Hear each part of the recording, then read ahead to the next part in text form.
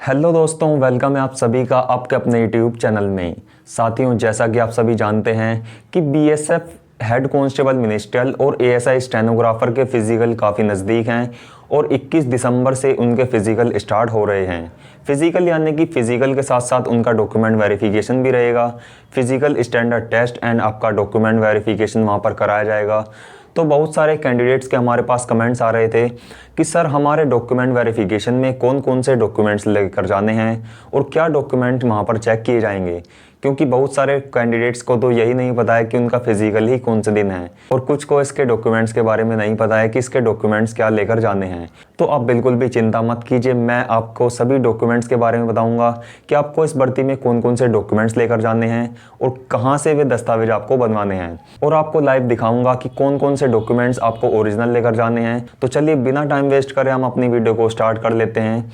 साथियों, सबसे पहले मैं आपको बता दूं कि ये बीएसएफ की head constable ministerial and ASI stenographer की भर्ती निकाली गई थी, जिसके फॉर्म अगस्त से लेकर सितंबर 2022 के महीने में आपके भरे गए थे। इसकी फॉर्म फीस 200 रुपये थी और इसमें 350 के लगभग आपके पद यहाँ पर रखे गए थे। तो इनके लिए आपने फॉर्म को अप्लाई किया ही होगा और अब इसके आपके एडमिट कार्ड जारी कर दिए हैं और इसकी फिजिकल की और डॉक्यूमेंट वेरिफिकेशन की डेट भी आपकी आ चुकी है।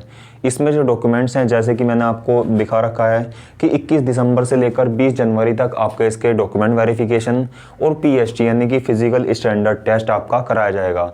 फिजिकल में आपके यहाँ पर हाइट वेट चेक किए जाएंगे और आपके चेस्ट चेक की जाएगी और इसी के साथ आपका यहाँ पर डॉक्यूमेंट वेरिफिकेशन किया जाएगा। तो चलिए अब हम शुरू कर लेते हैं अपने डॉक्यूमेंट्स के बारे में कि आपको कौन कौन से डॉक्यूमेंट्स वहाँ पर लेकर जाने हैं। तो साथियों, सबसे पहले आपका जो डॉक्यूमेंट है वो मेन डॉक्यूमेंट है आपका एडमिट कार्ड। आपका एडमिट कार्ड आपके ईमेल आईडी पर आ गया होगा या फिर आप अपने एडमिट कार्ड को बीएसएफ की ऑफिशियल वेबसाइट से जाकर डाउनलोड कर सकते हैं। तो इस तरह का कुछ आपका एडमिट कार्ड निकाला जाएगा, आप देख सकते हैं। तो इस तरह से आप अपने एडमिट कार्ड को कलर प्रिंट में निकलवा कर वहाँ पर लेकर जाना होगा। जब आपका एडमिट कार्ड वहाँ पर निकल जाएगा तो उसी के अंदर आपको एडमिट कार्ड के अंदर ही आपकी डेट और आपका प्लेस लिखा होगा कि आपको कहाँ पर और किस जगह पर अपने डॉक्यूमेंट वेरिफिकेशन के लिए जाना है और क्या टाइमिंग आपकी रखी गई है। तो अपने एडमिट कार्ड के साथ साथ आपको अपने फ़ोटोग्राफ्स भी लेकर जाने हैं। आप कम से कम 20 अपने फ़ोटोग्राफ्स लेकर जाइए और जो आपके फ़ोटो हैं वो आपके पासपोर्ट साइज़ के होने चाहिए। साइज़ आपका बिल्कुल एक्यूरेट होना चाहिए, आपका पासपोर्ट साइज़। अगर वहाँ पर आपका गलत साइज़ निकल गया तो आपको वहाँ पर रिजेक्शन मिल सकता है। तो इस चीज़ का आपको ध्यान रखना है कि अपने आपको पासपोर्ट साइज़ के फ़ोटो और कम से कम 20 फ़ोटो लेकर जाने हैं।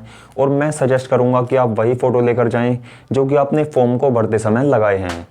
पासपोर्ट साइज़ फ़ोटोग्राफ के बाद आपके पास अपने आईडी प्रूफ भी होने चाहिए, यानी कि जो आपका आधार कार्ड और आपका पैन कार्ड होता है वो भी आपको वहाँ पर लेकर जाना है। अपने आधार कार्ड और पैन कार्ड आपको ओरिजिनल वहाँ पर लेकर जाने होंगे। और ये जो आपके आधार कार्ड या पैन कार्ड हैं, अगर आपके पास नहीं भी हैं तो आप अपना ड्राइविंग लाइसेंस यानी कि डीएल भी लेकर जा सकते हैं। वो भी आपका आईडी प्रूफ के तौर पर वहाँ पर काम में लिया जाता है। ये आपका बेसिकली आपको बायोमेट्रिक वहाँ पर चेक किया जाता है, आपको वेरीफाई किया जाता है कि जो कैंडिडेट फिजिकल और डॉक्यूमेंट वेरिफिकेशन के समय प्रेजेंट है क्या वह वही पर्सन है जिसने उसके फॉर्म को फिल किया है। तो इस तरह से आपके आईडी प्रूफ्स वहाँ पर चेक किए जाते हैं। जब आपके ये चेक हो जाएंगे तो देन आपका जो नेक्स्ट डॉक्यूमेंट है वो आपकी 10th की मार्कशीट। आपको अपनी 10th की ओरिजिनल मार्कशीट वहाँ पर लेकर जानी है। आप अपनी स्क्रीन पर देख सकते हैं ये मेरी 10th की ओरिजिनल मार्कशीट है। तो आपको अपनी 10th की ओरिजिनल मार्कशीट भी वहाँ पर लेकर जानी है। 10th की मार्कशीट के बाद आपके पास 12th की मार्कशीट होनी चाहिए।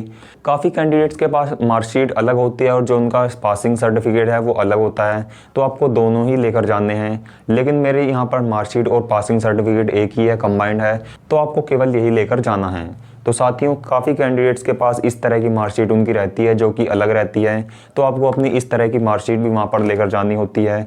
अपने सभी आपकी मार्कशीट जो भी आपके पासिंग सर्टिफिकेट्स हैं वो आपको लेकर जाने होंगे। 10th की मार्कशीट और 12th की मार्कशीट आपको कंपलसरी लेकर जानी है। तो ये आपके डॉक्यूमेंट आपको लेकर जाने हैं। नेक्स्ट डॉक्यूमेंट है आपका एनसीसी का सर्टिफिकेट। अगर आपने एनसीसी कर रखी है तो आपको अपना एनसीसी का सर्टिफिकेट भी वहाँ पर लेकर जाना होगा और ये भी आपका ओरिजिनल होना चाहिए, किसी भी तरह की वहाँ पर आपको फ़ोटोकॉपी नहीं चलेगी, मान्य नहीं है। आपको अपने ओरिजिनल डॉक्यूमेंट्स ही वहाँ पर लेकर जाने होंगे।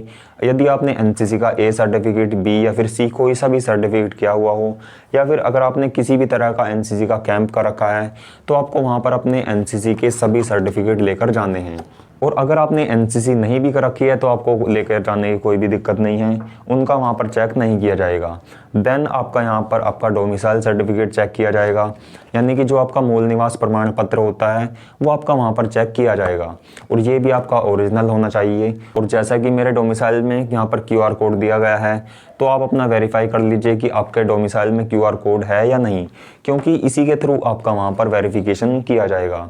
जब आपका मूल निवास प्रमाण पत्र हो जाएगा तो उसके बाद आपको अपना जाति प्रमाण पत्र वहाँ पर लेकर जाना होगा, यानी कि जो आपका कास्ट का सर्टिफिकेट होता है वो भी आपको वहाँ पर लेकर जाना है।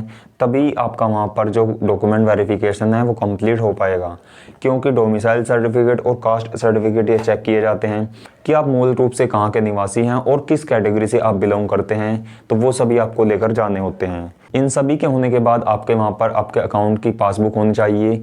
आपने यदि किसी भी बैंक में अपना अकाउंट खुलवा रखा है तो आपको उसकी ओरिजिनल पासबुक वहाँ पर लेकर जानी है।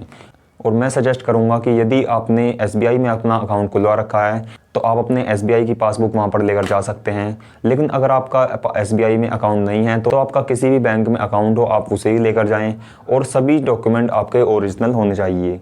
इन सभी डॉक्यूमेंट को होने के बाद आपके, यदि आपने किसी भी तरह का कोई एक्सपीरियंस सर्टिफिकेट है आपके पास, या फिर अगर आपने कल्चरल एक्टिविटीज़ कर रखी हैं स्टेट लेवल पे, नेशनल लेवल पे या अपने डिस्ट्रिक्ट लेवल पे, तो आपको वहाँ पर उन सभी के सर्टिफिकेट्स भी लेकर जाने होंगे।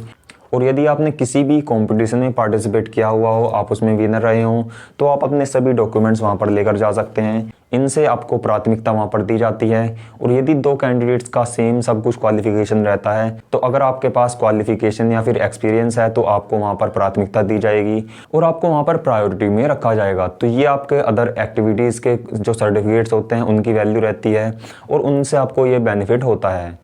तो साथियों, ये सभी डॉक्यूमेंट्स जो मैंने आपको अभी लाइव दिखाए हैं ये सभी आपको लेकर जाने होंगे।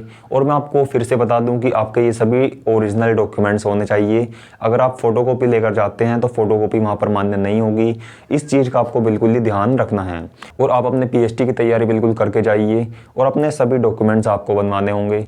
और साथियों, एक जो सर्टिफिकेट है वो है आपका कैरेक्टर सर्टिफिकेट, जो कि आपका किसी भी नज़दीकी थाने से आप बनवा सकते हैं, या फिर अगर आपके कॉलेज से आपको कैरेक्टर सर्टिफिकेट मिला हुआ है तो आप उसे लेकर जा सकते हैं। अन्यथा आप अपने नज़दीकी थाने से जाकर अपना चरित्र प्रमाण पत्र वहाँ पर बनवा सकते हैं, क्योंकि वहाँ पर आपका पुलिस वेरिफिकेशन में वो भी काम में आ जाएगा। तो उस चीज़ की भी वहाँ पर ज़रूरत पड़ती है। तो साथियों, ये सभी डॉक्यूमेंट्स आपके इम्पोर्टेंट हैं, इन सभी को आपको लेकर जाना ही होगा, तभी वहाँ पर आप इसके डॉक्यूमेंट वेरिफिकेशन में क्वालिफाई हो जाएंगे।